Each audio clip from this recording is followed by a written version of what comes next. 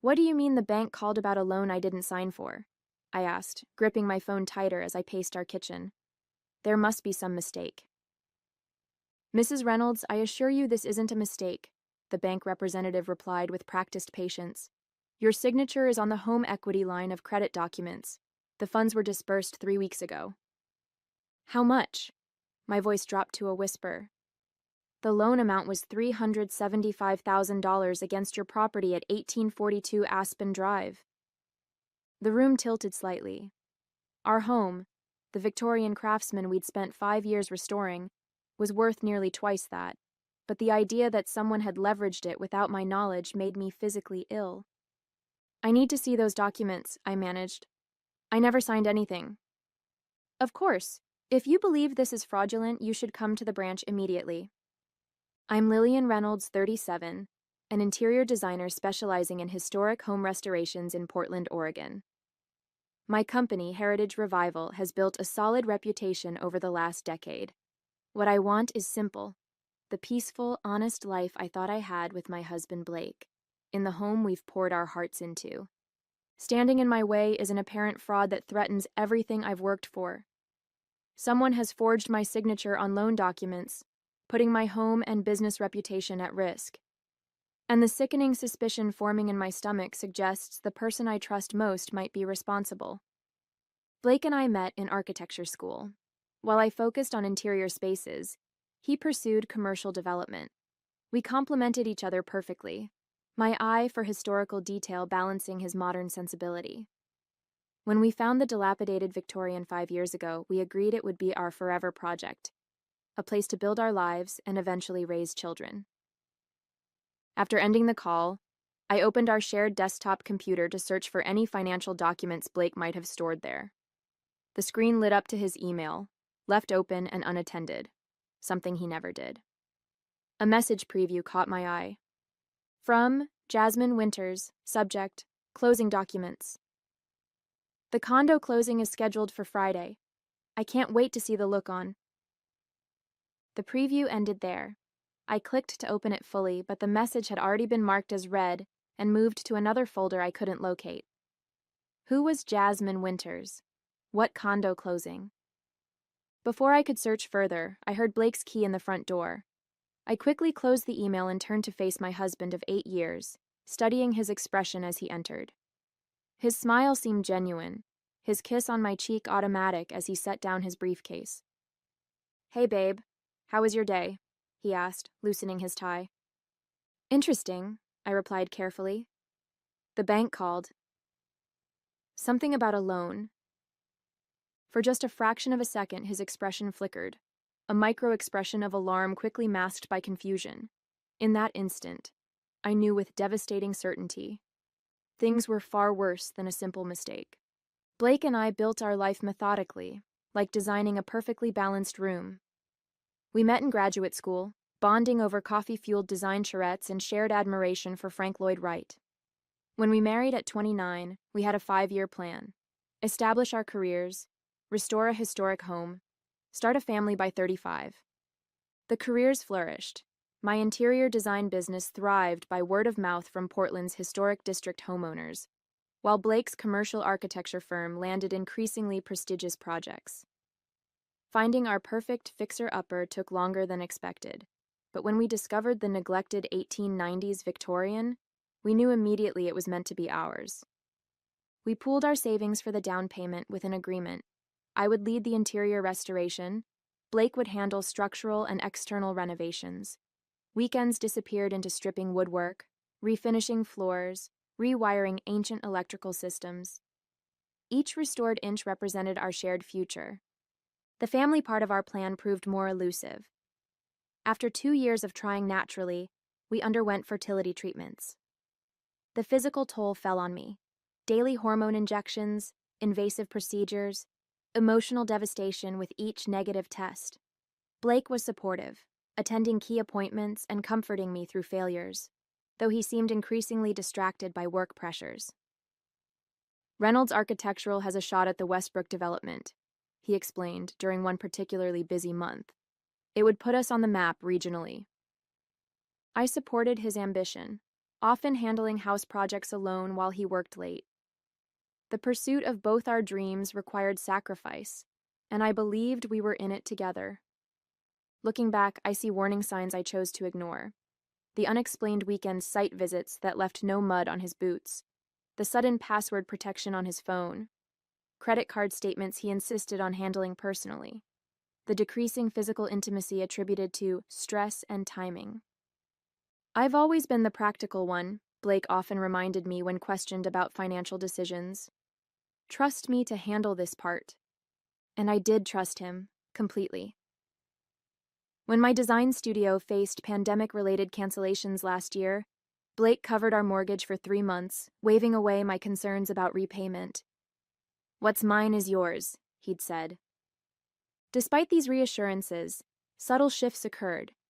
He began questioning my business expenses, suggesting my studio renovation had been extravagant. He proposed we delay our planned kitchen remodel, citing market uncertainty. When my sister Jennifer faced divorce after her husband's infidelity, Blake seemed oddly defensive of the cheating husband. "People are complicated," he argued during one discussion. "Nobody knows what happens inside a marriage except the people in it." The comment lingered uncomfortably, but I dismissed it as philosophical difference rather than personal revelation.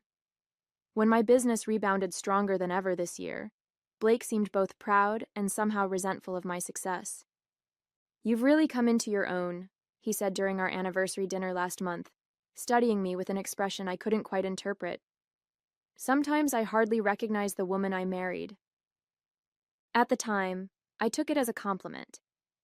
Now, remembering the strange distance in his eyes, I wonder if it was actually a confession. "I have no idea what they're talking about," Blake said, maintaining eye contact as he poured himself a whiskey. "Probably a clerical error. I'll call them tomorrow." I nodded, watching him closely. In court testimony I'd once heard, liars often provide too much detail. Blake was giving me just enough. Concern without over-explanation. Either he was innocent or very practiced. "They mentioned a signature," I pressed. "My signature. That's impossible." He frowned, setting his glass down. "Unless... Remember when we refinanced last year? Could it be related to that?" The refinance had been legitimate. Lower interest rate, no cash out. I'd signed those papers myself at the bank. This was completely different. They specifically said it was a new HELOC opened 3 weeks ago. Blake's phone chimed. He glanced at it, then quickly turned it face down on the counter. "Well, it's definitely a mistake. Don't worry about it tonight. We'll sort it tomorrow." That night, sleep evaded me. Blake's even breathing beside me felt like another deception. When his phone chimed again with a text alert around midnight, he immediately woke and took it to the bathroom. The sliver of light under the door remained for nearly 15 minutes. The next morning, I arrived at the bank the moment it opened. The loan officer, Ms. Kemp, seemed genuinely concerned as she retrieved the documents. "Here's the application and approval paperwork," she said, spreading several pages before me. "As you can see, both signatures are present." My husband's signature looked authentic. Mine was a reasonable approximation but clearly forged. Certain loop patterns were wrong. The slant was too severe. "This isn't my signature," I said firmly. "I never saw these documents." Ms. Kemp's expression grew troubled. "Mrs. Reynolds, I processed this application myself. Your husband brought in the signed paperwork. He said you couldn't come because of work commitments." "And you didn't verify? Call me? Video confirmation?" "He's been a customer for years," she replied defensively. "And we did call the number on file to confirm." "Which number?" She checked the application. The contact phone wasn't mine, but a number I didn't recognize. "I need to know where the money went," I said, my voice surprisingly steady despite the roiling in my stomach. Ms. Kemp hesitated. "I can't divulge that without—" "This is fraud involving my name and my property. Either you tell me or I call the police from this chair." She paled slightly, then turned to her computer. After several clicks, she said, The funds were wire transferred to Northwest Escrow Services on April 12th. An escrow company, property purchase. The condo closing from the email suddenly made sickening sense. As I left the bank, my phone buzzed with a text from an unknown number. Viewing the property today. It's perfect. Thanks for making this happen for us. J. A message clearly not meant for me. J for Jasmine? I nearly called Blake to confront him, but stopped myself. Confronting him now, with only partial information, would give him time to construct explanations, hide evidence, maybe move the money again. Instead, I typed, "New phone, who is this?" and waited. The response came quickly. "Very funny, Blake. It's Jasmine. Still meeting at the condo at 2?" I stared at my phone, the final piece clicking into place. There was no mistake, no misunderstanding. While I'd been designing our dream home, my husband had been designing his escape, with another woman, using our home equity to fund their love nest. My fingers hovered over the keyboard, trembling slightly. Part of me wanted to explode, to unleash years of accumulated trust in a volcanic text of rage and betrayal. But the designer in me, the planner, the visualizer, knew better. This required precision, not passion. I needed more information before deciding my next move. For now, I simply turned off my phone and drove to my studio, mind racing with implications and possibilities. One thing was certain. The life I thought I had was over. What came next would depend entirely on what I discovered in the coming hours. At my studio, I searched property records for recent transactions involving Northwest Escrow. Nothing under Blake's name appeared, but a pending sale to Jasmine Winters jumped out immediately. A 2-bedroom condo in Pearl District for $368,000. Almost exactly the loan amount. I needed proof connecting Blake to this purchase. Confronting him with suspicions would only yield denials. I needed evidence that would crumble his defenses, that would make lying futile. Around noon, I returned home, knowing Blake would be at a client meeting. Our shared desktop contained years of financial documents. Surely some trail existed. But when I attempted to access our cloud storage, the password had been changed. Likewise, our shared spreadsheets for household finances were suddenly not found. Blake was erasing his digital footprint. I called our accountant, Martin, with whom we'd filed taxes for years. "Lillian, perfect timing. I was about to call Blake back about the documentation for that investment property. Did he find the purchase agreement?" My breath caught. Investment property? The condo he mentioned buying as a rental. He called yesterday about how to structure it for tax purposes. Said it was your joint venture? Right, I managed. Can you remind me what he's already told you? I want to make sure we're aligned. Martin chuckled. Not much. Just that you two purchased a condo as an investment, but he wanted it kept separate from your personal finances for some reason. I advised against it. Married filing jointly makes that complicated. He said he'd explain further when he brought the paperwork. Thanks, Martin. I'll make sure he calls you back. So Blake was creating a paper trail of my involvement, establishing plausible deniability. If questioned, he could claim I knew about the condo all along. Desperate for answers, I drove to the property address. The modern high-rise contrasted sharply with our lovingly restored Victorian, all glass and steel where our home was wood and warm brick. I parked across the street, watching the entrance, unsure what I was even hoping to see. At precisely 2 p.m., a sleek black Audi pulled up. Blake stepped out, checking his reflection in the glass door before entering the building. 20 minutes later, a woman with long dark hair arrived. Athletic, polished, at least 10 years younger than me. She moved with the confident stride of someone comfortable in the space, entering without buzzing. I felt physically ill. While I'd imagined confronting the mistress would bring clarity, witnessing her existence made everything worse.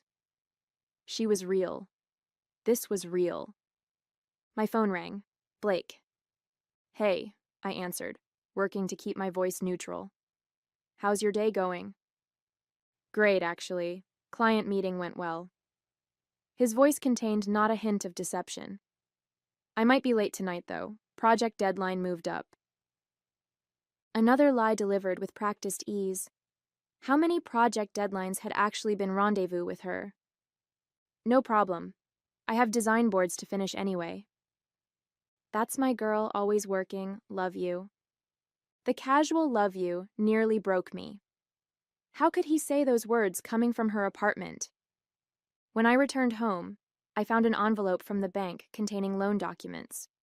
They'd been mailed to our home address rather than delivered electronically, likely Blake's attempt to intercept them. I now had physical evidence of the forgery. I called the bank's fraud department, explaining my signature had been forged. They opened an investigation immediately, putting a freeze on the remaining loan funds, approximately $7,000 that hadn't yet been dispersed. That evening, Blake texted that he'd be working late at the office. I replied with a simple, "Okay," then drove to his office building. The lights were off, the parking lot empty. His car was nowhere to be seen. A small, irrational hope I'd been harboring, that there was some explanation beyond the obvious, finally died. When he returned home near midnight, I pretended to be asleep. He showered before coming to bed, likely washing away the evidence of his afternoon. As he settled in beside me, his phone chimed with a text. He read it, chuckling softly to himself in the darkness.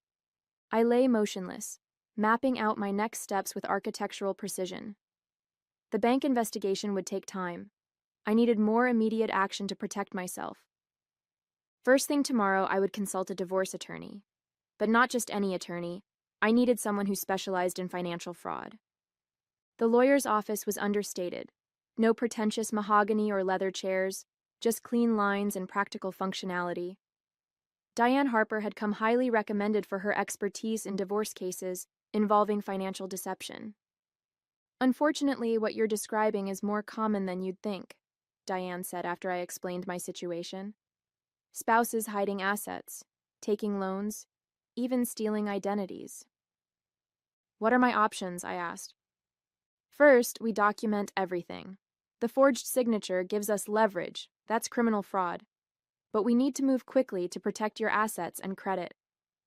She outlined a strategy. File for legal separation immediately to limit further financial damage, gather evidence of the affair and fraud, and prepare divorce proceedings. But her next statement sent ice through my veins. You should know that if the bank investigation proves the signature is forged, they'll likely press criminal charges. Your husband could face jail time. The thought of Blake in prison should have been satisfying, but it was simply another layer of surreality.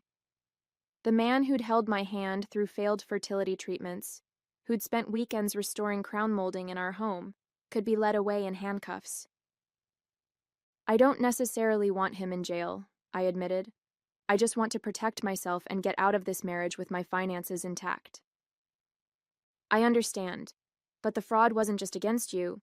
It was against the bank. That part may be out of your hands. I left with a folder of paperwork to complete and instructions to gather financial documents. As I reached my car, my phone buzzed with an email notification from our joint credit card. Your statement is ready to view. I opened it immediately. Among the usual expenses was a charge I didn't recognize, $4,300 at Cartier. The date coincided with my weekend workshop in Vancouver 2 weeks ago. He'd bought her jewelry, expensive jewelry, while I was out of town, using our joint credit card, which I helped pay. The casual arrogance of it struck me like a physical blow. When I arrived home, another shock awaited. Blake had sent a text. Surprise! Booked us a weekend at the mountain cabin. Leaving Friday. Need to reconnect. The mountain cabin, a rental we'd visited several times, had been the site of some of our happiest memories. His sudden desire to reconnect made no sense alongside his ongoing affair and financial deception. Unless he suspected I knew something. This could be damage control, an attempt to placate me while he covered his tracks. I typed a non-committal response. Sounds nice. Let me check my schedule. That evening, Blake arrived home with takeout from my favorite Thai restaurant and a bouquet of lilies. His attentiveness felt calculated, each smile a performance. I've been thinking, he said as we ate. We've both been so busy lately. The cabin will be good for us. I nodded, watching him closely. What prompted this suddenly? Just realized I've been neglecting what matters most. He reached for my hand. You, us. The performance was flawless. Concerned husband reconnecting with his wife. Had I not seen him at the condo with Jasmine, had I not discovered the loan and credit card charges, I might have believed him. As he washed dishes, his phone buzzed on the counter. The notification preview appeared briefly. Miss you already. Friday feels so far. Blake quickly grabbed the phone, typing a response before tucking it in his pocket. His expression never changed, not even a flicker of guilt. That night I couldn't sleep. Blake's sudden attentiveness, the cabin getaway, the mountain of evidence. It was all connected somehow. Was the cabin trip genuine remorse, or was something more sinister at play? I slipped out of bed and checked his phone while he slept. It was now password protected, but his laptop wasn't. What I found in his search history chilled me. Life insurance payout spouse accident, hiking accidents Oregon, undetectable poisons. With sickening clarity, I understood. The cabin wasn't a reconciliation. It was a remote location where an accident could happen. Blake wasn't trying to save our marriage. He was plotting my death. My hands trembled as I documented his search history with my phone's camera. This wasn't just adultery and fraud anymore. It was potentially attempted murder. I closed his laptop, careful to leave it exactly as I'd found it, and returned to bed, lying rigid beside the stranger who was my husband. Dawn found me still awake, my mind racing through options. I called Diane the moment her office opened. I need to meet today. It's urgent. 2 hours later, she reviewed my evidence with a grim expression. The searches alone aren't conclusive, but combined with everything else, we need to involve the police. By afternoon, I'd filed a police report and obtained an emergency restraining order. Detective Wilson, a veteran officer specializing in domestic cases, took my statement with professional detachment. We'll investigate the searches and monitor his activity, she assured me. In the meantime, you shouldn't return home. Is there somewhere safe you can stay? My sister Jennifer offered her guest room without hesitation. That bastard, she muttered when I explained the situation. I always thought Blake was too perfect. With the restraining order in place and police notified, I felt marginally safer. But a new problem emerged. I needed access to our home to retrieve important documents and possessions, yet couldn't risk encountering Blake. I'll go with you, Jennifer volunteered. We'll wait until he's at work. The plan seemed solid until Blake texted, "Working from home today, missing you, still thinking about our weekend getaway." He knew I'd discovered something. His home presence was strategic, preventing me from retrieving anything without confrontation. I needed a distraction to get him out of the house. After consideration, I texted, "Can we meet for lunch? Need to talk." Suggesting a restaurant 40 minutes away would give Jennifer and me enough time to enter the house, grab essentials, and leave before he could return. "Sure," he responded immediately. "Noon at Riverside Grill?" Perfect. As expected, Blake left promptly at 11:20. Jennifer and I waited until his car disappeared before approaching our home. Using my key, we entered quickly, heading straight for the important documents in my office. "Hurry," Jennifer urged, keeping watch by the window. "Get what you need and let's go." I gathered my passport, birth certificate, business documents, and irreplaceable family photos. In our bedroom, I retrieved the jewelry my grandmother had left me. Everything else could be replaced. As I passed Blake's office, a notification sound emanated from his desktop computer. Without thinking, I glanced at the screen and froze. A text message preview had appeared from Jasmine. "Excited about our trip. She'll never figure it out, right?" The cabin trip wasn't intended for me at all. It was for them. The searches about accidents and poison must have been for some other purpose. Perhaps another aspect of his plan I hadn't yet uncovered. "Lillian, we need to go!" Jennifer called urgently. His car just turned onto the street. Panic surged. Blake had never intended to meet me for lunch. He'd seen through my ruse and circled back immediately. He's coming back, I hissed, rushing toward the front door. Too late. He's pulling into the driveway. We were trapped. If Blake discovered me taking documents, who knew how he might react? The restraining order wouldn't help if he decided to escalate to violence immediately. The back door, I decided, leading Jennifer through the kitchen, but as we reached it, the door handle turned. Someone was entering from the rear of the house. Jennifer's eyes widened in alarm. I thought you said he lives alone? He does, I whispered. The back door opened to reveal a woman, Jasmine, carrying grocery bags as if she belonged there. She froze upon seeing us, shock evident on her face. Who are you? She demanded. What are you doing in our house? Our house. The casual possessiveness in her voice ignited something in me. This was my house. The one I'd restored room by room, the one with my name on the deed, the one they'd leveraged for their affair. Before I could respond, the front door opened. Blake called out, Babe? You here already? I grabbed champagne for... He rounded the corner and stopped abruptly, faced with an impossible tableau. His wife, his sister-in-law, and his mistress, all standing in the kitchen he'd promised to remodel for me years ago. For a long moment, nobody spoke. Then my phone buzzed with an incoming text. From Blake's number. She'll never figure it out. A message clearly meant for Jasmine, sent to me by mistake. The text notification illuminated my phone screen for all to see. My sister glanced at it, then at me, her expression shifting from fear to indignation. Wrong number, dear, I said, holding Blake's gaze as I typed the response. His phone chimed. The color drained from his face as he checked the message, realization dawning that he'd just texted his secret to the very person he was hiding it from. Lillian, I can explain, he began. Let me help you, I interrupted, my voice eerily calm. You forged my signature on a home equity loan for $375,000. You used that money to buy a condo for your girlfriend. You charged a $4,300 Cartier purchase to our joint credit card, and you researched ways to make my death look accidental. Jasmine's head snapped toward Blake. What is she talking about? What death? She's confused, Blake stammered. Lillian, you're not thinking clearly.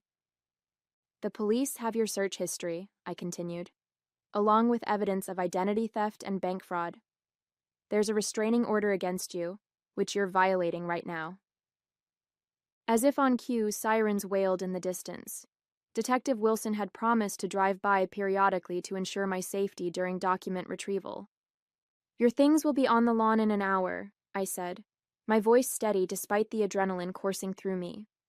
I've already changed the locks, the security system passwords, the garage door code. You can't just... I already have. I held up my phone displaying photos of his search history. Would you like me to forward these to Jasmine? To your parents? Your firm's partners? The sirens grew louder. Blake's expression shifted from denial to desperation. This is my house too, he protested weakly. Actually, it's not. Not anymore.